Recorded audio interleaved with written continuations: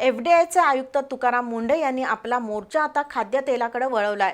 सुट्ट खाद्यतेल विक्री बंदीच्या निर्णयाची 1 सप्टेंबरपासून प्रभावी अंमलबजावणी करण्याचे आदेश मुंढे यांनी दिलेत। खाद्यतेलात होणारी भेसळ आणि ग्राहकांची फसवणूक रोखण्यासाठी हा निर्णय घेण्यात आलाय। मात्र राज्यभरातील हजारो तेल विक्रेत्यांना तात्काळ या निर्णयाची अंमलबजावणी करणं शक्य होणार नाही।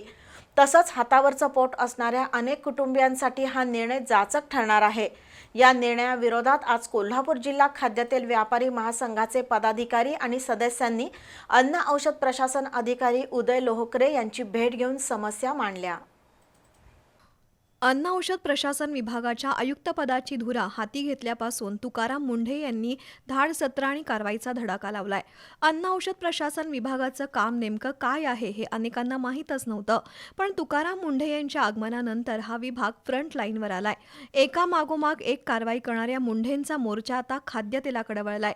खाद्यतेलामध्ये मोठ्या प्रमाणात भेसळ होत असल्याच्या चर्चा आहेत।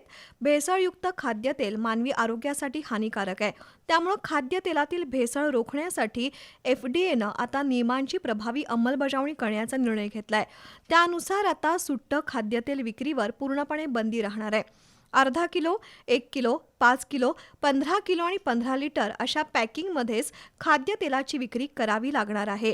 गेल्या वर्षभरापासून सुट्ट तेल विक्री करण्याचं प्रमाण कमी झालंय, पण किराणा मालाच्या काही दुकानांमध्ये मोठ्या डब्यातील तेल ग्राहकांच्या गरजेनुसार विक्री केलं जातंय। सुट्ट्या तेलात सहज भेसळ करता येते। शिवाय खाद्यतेलाचे डबे गंजलेले असू शकतात। लिटर आणि किलो तर काही ठिकाणी 750 मिलीग्राम वजनाच्या पॅकबंद पिशव्यातील खाद्यतेल मिळतं। वेगवेगळ्या ठिकाणी पॅकबंद पिशवीतील वजन वेगवेगळं असतं, पण ग्राहकाला त्याबाबत नेमकी माहिती नसते। अशा वेळी कमी वजनाचं तेल देऊन ग्राहकाकडून जादा पैसे घेतले जातात। मुदतबाह्य खाद्यतेल विक्री करण्यासही बंदी घालण्यात आली आहे। खाद्यतेलाची पॅकेजिंग आणि मुदत संपण्याची तारीख, पॅकबंद डबा तसंच बॅगेवर छापणं बंधनकारक केलंय। ग्राहकांची आर्थिक फसवणूक आणि भेसळ रोखण्यासाठी एफडीएनं ही पावलं उचलली आहेत। मात्र या निर्णयाचा थेट परिणाम राज्यभरातील खाद्यतेल विक्रेत्यांच्या व्यवसायावर होणार आहे। गल्लीबोळात व्यवसाय करणाऱ्या खाद्यतेल विक्रेत्यांना आता अधिकृत पॅकेटमध्ये किलो किंवा लिटरच्या मापानं खाद्यतेलाची विक्री करावी लागणार आहे। याबाबत जिल्हा खाद्यतेल व्यापारी महासंघाचे पदाधिकारी आणि सदस्यांनी अन्न औषध प्रशासन अधिकारी उदय लोहकरे यांची भेट घेऊन समस्या मांडल्या। तुम्ही आम्हाला त्याचं शिक्षण दिलं पाहिजे। जसं फॉस्कोसच्या माध्यमातून त्यांनी व्यापाऱ्यांना, हॉटेलधारकांना प्रशिक्षण दिलं, त्याच्यानंतर ते नियम केले, तसेच या नियमात देखील त्यांनी हा पुनर्विचार करावा अशी आमची नम्र विनंती आहे। जर हा नियम असाच लगेच जर आपण इम्प्लिमेंट केला तर याचा परिणाम येणारे काळ गणेश चतुर्थी, दिवाळीचे आहे। सप्लाय आणि डिमांड याच्यात फार मोठं अंतर पडू शकतो। आधीच सर्व खाद्यान्न वस्तूंचे दर गगनाला भिडलेले आहेत, सोबत तेलाची पण फोडणी लागणार हे 100% निश्चित आहे। कोणतेही नियम बनवताना त्या संदर्भात संबंधित घटकांना विचारात घ्यावं, माहिती, मार्गदर्शन, प्रशिक्षण देऊनच निर्णयाची अंमलबजावणी करण्याची अपेक्षा खाद्यतेल व्यापाऱ्यांनी व्यक्त केली आहे।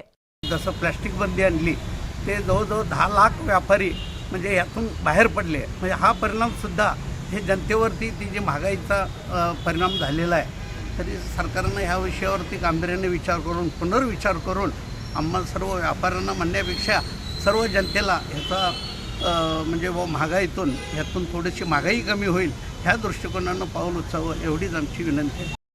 तसंच या निर्णयामुळे प्लास्टिक कचऱ्यात आणखी भर पडणार आहे। त्याचबरोबर तेलाच्या पॅकिंगचे जादा 10 रुपये आकारले जाणार असल्यानं हातावरचं पोट असणाऱ्या आणि हालाखीची परिस्थिती असणाऱ्या अनेक कुटुंबांना या निर्णयाचा मोठा फटका बसणार असल्याची व्यथा ग्राहकांनी मांडली। सर्वसाधारण वर्ग जो रोज मोलमजुरी करून मिळवणारा वर्ग आहे, तो रोज 20 रुपये 50 रुपयेचं तेल घेऊन जाऊन खाणारा वर्ग आहे। त्या लोकांची ह्या निर्णयामुळे कितपत गैरसोय होणार आहे या सरकारने या गोष्टीचा विचार करायला हवा।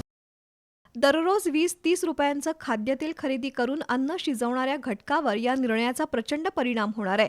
त्यामुळे या निर्णयाचा पुनर्विचार करण्याची अपेक्षा व्यापाऱ्यांनी व्यक्त केली आहे। यावेळी बिपिन दावडा, अनिल नसलापुरे, जय पटेल, केतन तवटे, शैलेश काताडे, कल्पेश पटेल, सिद्धार्थ भिवटे, संग्राम हंजगे, मनोज पाटील, गिरीश पटेल यांच्यासह खाद्यतेल विक्रेते उपस्थित होते।